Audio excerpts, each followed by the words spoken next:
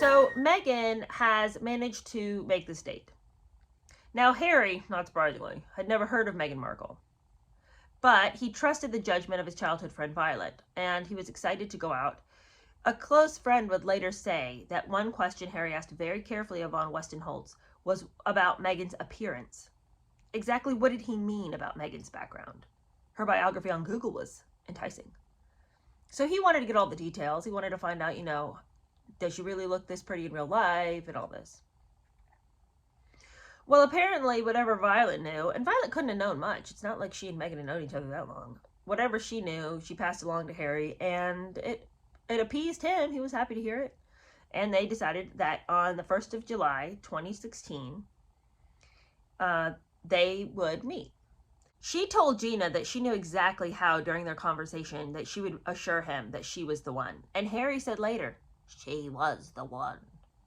The very first time we met, I knew it. She was the one. Don't you wish that you had the powers of persuasion that Meghan seems to hold? But I just truly think that her prey was so gullible. He couldn't have seen it.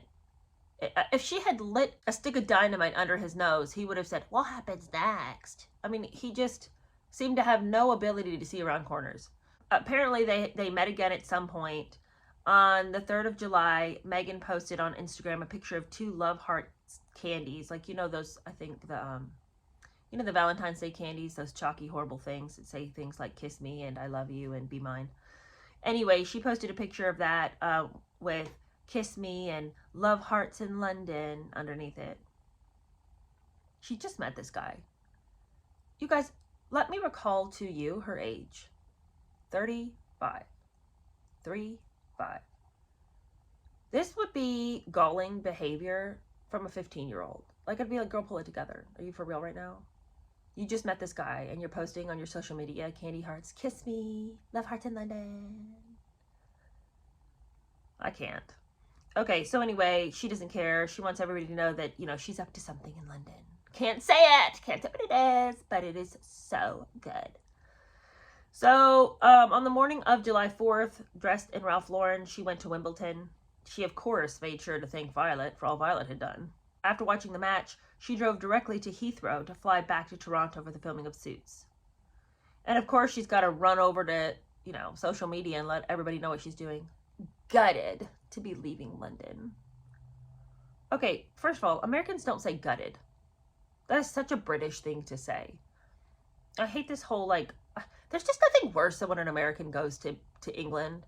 They take like a hot second in London and they come back saying things like, I'm gutted to be doing, because of such and such. Oh my God. Oh, bugger. Should I not have said that? Oh, I feel like a perfect arse. In America, you're just an ass. Americans don't say that. And I don't care they don't. That's just stop, Meghan. Just stop it. Okay, well, also, this doesn't jive with what we heard from Spare. Do we not recall how he brought her the box of cupcakes?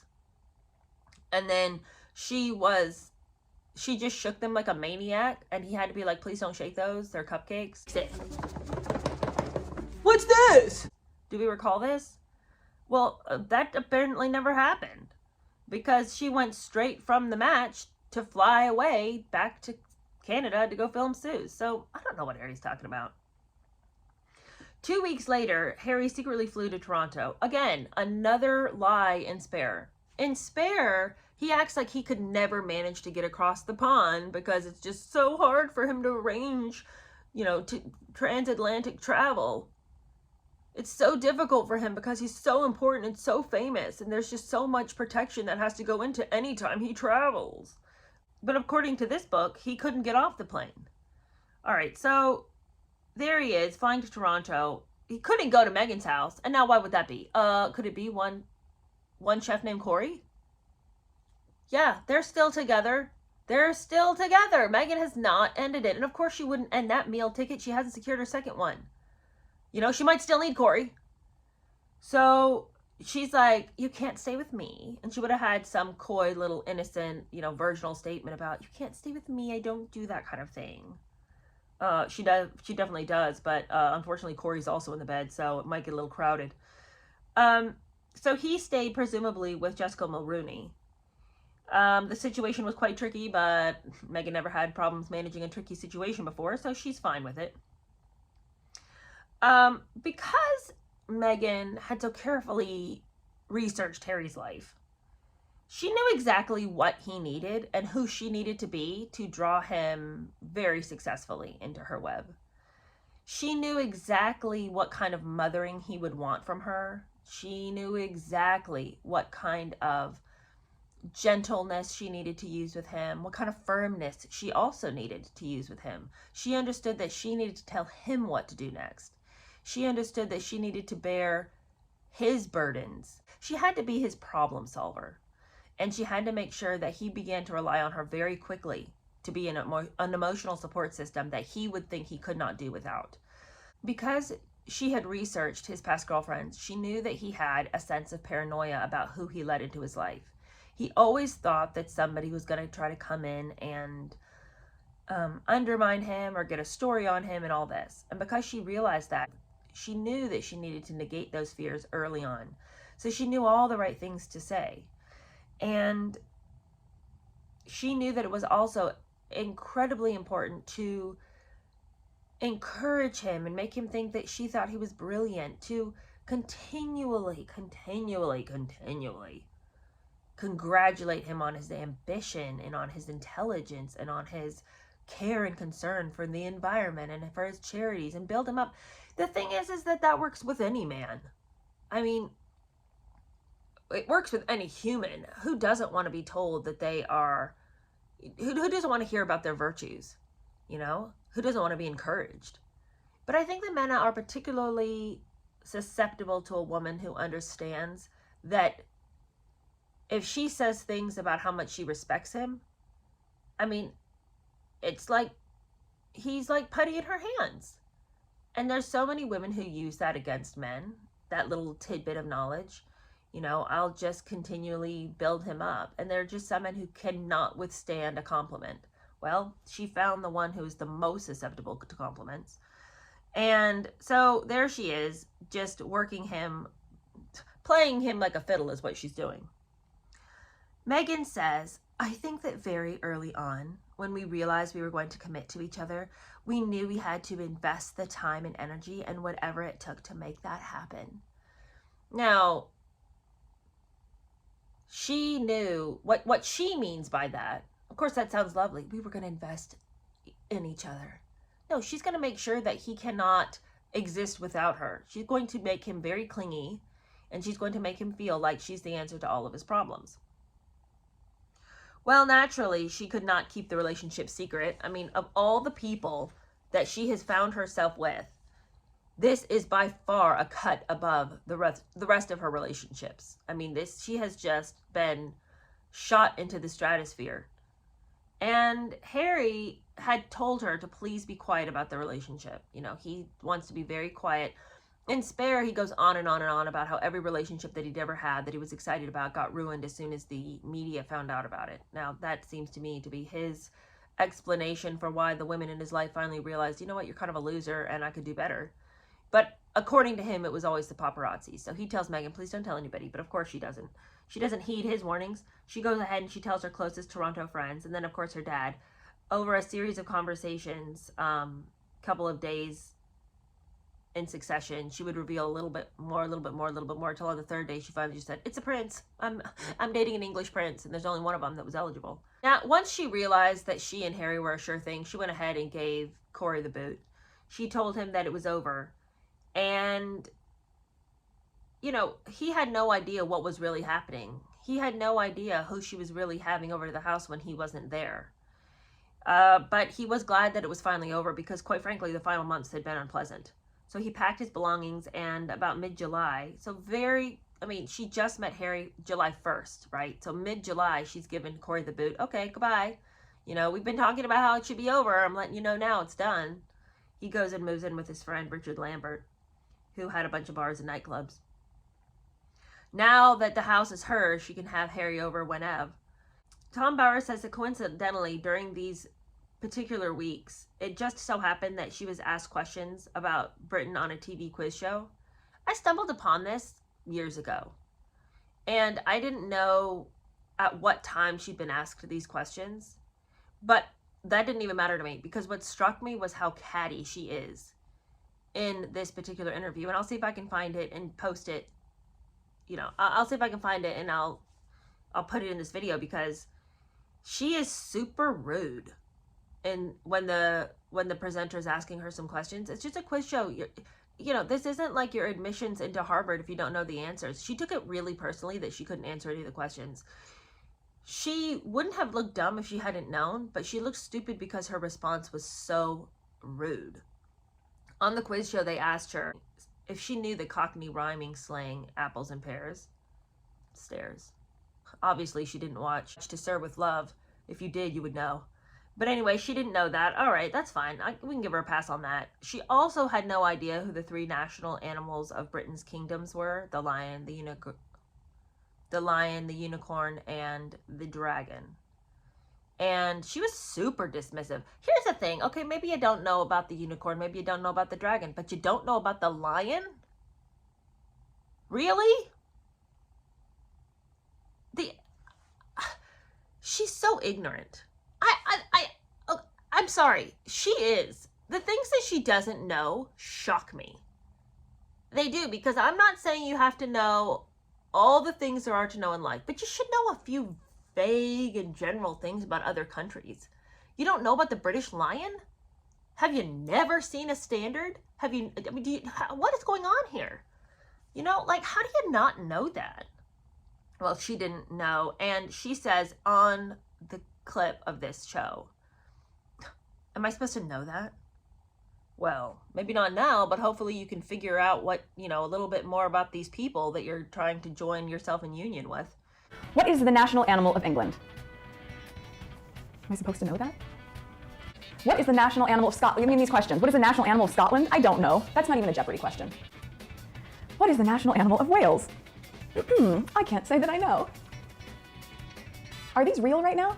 You know, the first 4 weeks that she met Harry, complete and total whirlwind for her. Now, we recall from Spare that Harry had told her on that last date in England, the one that he says happened on July 4th. I don't really know when it happened, but the last time they'd seen each other in London, he said that he had wanted to spend the summer with her, and that they needed to see each other again. And she said she couldn't because she was going on this whole Eat, Pray, Love tour. Now, we've already seen that that was a colossal lie, because in these months, he's flying all over the place, you know, back and forth from Toronto. So his recollection in Spare that they hadn't seen each other, you know, they went to Soho House and ate a couple of cupcakes together, and then the next time they saw each other, they were rolling around in Botswana. No, they were going back and forth and seeing each other constantly and continually. So lie in Spare. Like, we already knew that, but still, it's annoying. And then 2, in Spare, she makes this big proclamation that she can't see him, that she's just completely booked. Her, you know, her social calendar is just slam packed because she's going on this whole Eat, Pray, Love tour. But she'll try to leave some room for magic, and wouldn't you know it, she's available the same week he is for Botswana. All right, well, in this book, it would appear that she wasn't exactly going on any Eat, Pray, Love tour. She did have some things she was doing that summer. She had to go to New York for Lindsay Roth's wedding. She also went to Italy with Jessica Mulrooney. And then she went to Rwanda for World Vision. Those are the things she had to do. But then she circled right back around and went to London so she could go see Harry again. Of course, she has to meet Gina and Nelthorpe Cowan, because then she can speak freely and openly about what's going on with her and Harry. She tells Gina, things are going really well. They just couldn't be better. He's asked me to go to Botswana, and I'm going. She was going on that trip to Africa, and she was going to snag this prince, and, you know, come hell or high water, he was hers. Now, years later, Meghan tried to act like she really contemplated if she should really go to Africa. She really wondered if that was something she should do so early on in the relationship. Oh, please. She said that she had told people, you know, is it crazy to go away like this? And of course, her spokesman, Obed Scobie, was all like, you know, it wasn't something she'd ever done before. Yeah, right. Wasn't something she'd ever done before, please. She had never been invited on a trip she didn't go on. The thing is, Tom Bauer says that betrayal of coy uncertainty was barely convincing. She knew that any association with Harry, even if it ended abruptly, would establish her as a super celebrity. Yeah, right, she wasn't going to go on some trip to Africa with Harry, with Prince Harry. This girl has been trying to climb the greasy pole of life since she could barely walk. Of course she's going to go with a prince to Africa. Quite frankly, who among us would not go with Prince Harry to Africa, even if you weren't interested in him? That's going to be the trip of a lifetime. Who wouldn't go? Well, they went. Of course, living secretly in a tented camp overlooking a river and lush hills, their 5 days were filled with watching wild animals, swimming and eating, and who's not going to fall in love under those circumstances? Meghan was the 4th girl he brought to Botswana, so this was kind of like the card he always played. And like them, Meghan was the type to whom Harry could confess his secrets. So, you know, Meghan, I believe that the other girls were so much more sincere than Meghan ever was. Those girls were fine being Harry's girlfriend for a little while, but once they realized who he really was, they weren't willing to tack their life to his just because he's famous. They wanted more for themselves. But not Meghan. She loved the fact that he needed her emotionally. And Tom Bauer writes that Harry could fall in love with her because she could save him from what he feared about himself. It was absolutely amazing to get to know her as quickly as I did, Harry later said. He goes on to say that the days were crucial to me to make sure we really got to know each other. I mean, he's so dim-witted. She is an absolute con artist. And of course, she was going to make him feel like it was this wonderful, you know, meeting of the mingling of two souls, you know. He could not have seen his way out of that, you know, had he had several guides dragging him by the hands. He wanted to be taken in. He had to have been. Anyway, by the time they returned to London, they had agreed that in future, while keeping their relationship a secret, they should not be apart for more than 2 weeks. She could not stand the idea of him ever coming to the conclusion that he did not need her. You know, when she was talking to Gina Nelthorpe Crown, she had said as much. Meghan explained that she needed to prevent Harry from escaping. She was not going to let him get away. So this whole thing about we need to see each other every 2 weeks. We need each other, and our love is so delicate and such a beautiful thing that we cannot be apart for more than 2 weeks. I cannot be apart from you for more than 2 weeks. You know, and she makes it seem like she's doing him some big favor to do this. And of course, in Spare, he writes about it as though it was a big favor. He writes about the fact that she was always coming to see him because, of course, he couldn't make that transatlantic journey. It was just too much of a security risk. So she always had to come. And it's disgusting because Meghan is not doing him any favors. She's trying to snare him. She's trying to secure the deal. She cannot allow him out of her sight for too long. What if a different girl comes along? What if he finds out something about her? She has to always be with him so she can manage the narration about her life to him. He can't learn a different narrative. He can't learn anything else about her. She has to make sure that he is under her control at all times. As she would say 1 year later about marrying into the royal family, I do not see it as giving anything up. I see it as a change. It's a new chapter. And we've all seen those videos, you know, where Harry is talking, I think it was at their engagement interview, where Harry's talking about duty and self-denial. And you can see on her face, she looks very strained because that's not what she's excited about, you know? And I also think that it's really, I mean, she told us in that interview when she said, I don't see it as giving anything up. Well, yeah, because she didn't intend to give anything up. For her, what difference was it going to make? This is what I truly believe about Meghan. It wasn't that she was ill-informed about the changes that were coming her way. It's that she did not anticipate accepting the change. That she says, I don't see it as giving anything up. She told us right then and there how she was going to behave. I don't have to do what the royal family says. I'm not British. I can come in and do anything I want. This is your culture. I do not ascribe to your culture. So this might have been the rules for everyone else. It won't be the rules for me. She just thought she could come in and bulldoze. And because she's an American and because it's not her culture, that it would be her right to behave in that arena however she saw fit. that she could stumble through it and make an ass of herself the whole time, and everyone was just going to laugh it off and think she was so cute because she didn't know, and she would just play the doe-eyed innocent like, oops, was I supposed to know that? Oh, was I not supposed to take selfies with the crowd? Oh, am I not supposed to hug everybody's neck all the time? I mean, she was just going to act like just this floozy who just, oops, the whole time. Well, oops is not going to get you into the hearts and minds of the people. So anyway, she didn't want to hear that life was going to be different because for her, she didn't intend for it to be. She thought that marrying a prince was going to set her into the jet-setting class of the world. She did not believe for even one tiny second that being part of Harry's life would mean that her life was going to change. It meant that his life was going to change for the better because he was with her, and together they would go change the world. She told Gina Nelthorpe Cowan this. Harry and I together, we're going to change the world. For what? What grand ideas had she ever had? And certainly he was no font of wisdom. What plan did she think their two feeble minds were going to hatch to save the world? The change was partly influenced by Harry's obsession with the importance of protection, bodyguards, and privileged status. So whenever Harry was going to Toronto, he always flew first class, obviously, with a baseball cap, scuttle off the plane, get into a vehicle on the tarmac, rush off to wherever Meghan was. Whenever he was in Canada, he had bodyguards. They sat outside her house in an SUV. They took him wherever he needed to go. He was never without multiple people to protect him, which gave her already inflated ego more reassurance that she could behave however she wanted, because if he was that important, she was that important.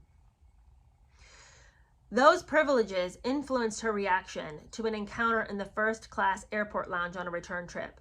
An airline official asked her to move to another seat to make way for a group of male Colombian dignitaries. Without protest, she picked up her bag, but in the future, she pledged, no one would ask her to move. Okay, well, is she Rosa Parks? I mean, Meghan did not need anybody to give her another ego boost. Meghan does not need people to tell her how important she is. She already thinks that. So now with Harry and his obsession about protection, now she gets to join in that and also be obsessed with it. You know, she's already been living in this false reality that everybody wants her. The paparazzi can't wait to get a hold of her. She's already trying to put herself under aliases when she stays at hotels. She thinks that the world cares who she is.